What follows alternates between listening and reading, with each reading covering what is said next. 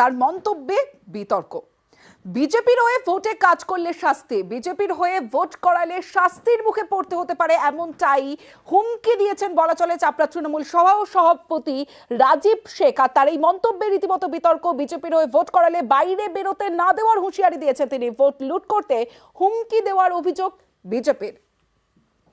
যদি শুনেছি যে এবার কোন জায়গায় চেয়ার টেবিল নিয়ে বসা হয়েছে, অনেকেও বলছে মুরগি হাতা পার হবে না যদি ধর্মের সুশ্রুর দিয়ে বিজেপির ভোট করে। তাদেরও বলে দিচ্ছি ঘর থেকে বার হতে দেবো না। জেবেল শেখের নেতৃত্বে যদি 18,000 লিড না করাতে পারি, জীবনগত রাজনীতি ছেড়ে দেবো। বাড়ি বাড়ি যেন প্রচার না হয় বলেছে। এখন অবধি প্রশাসনের তরফ থেকে কোনো রকমভাবে স্টেপ নেওয়া হয়নি, সেটাও আমরা খেয়াল রেখেছি। আমরা আমাদের তরফ থেকে নির্বাচন কমিশনকে আমরা অভিযোগ জানাচ্ছি।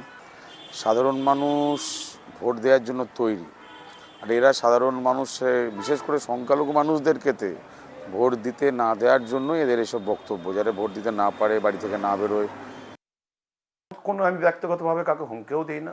হ্যাঁ, কালকে আমি একটা রাজনৈতিক সভায় একটা উদ্দেশ্য করে না একটা নিদান দিয়েছিলাম কি, যে আমাদের সম্প্রীতি নষ্টের চক্রান্তে যদি কোনো দল কেউ যদি যুক্ত থাকে, তাকে রাজনৈতিকভাবে এবং সমাজের তরফ থেকে তাকে বয়কট করা হবে।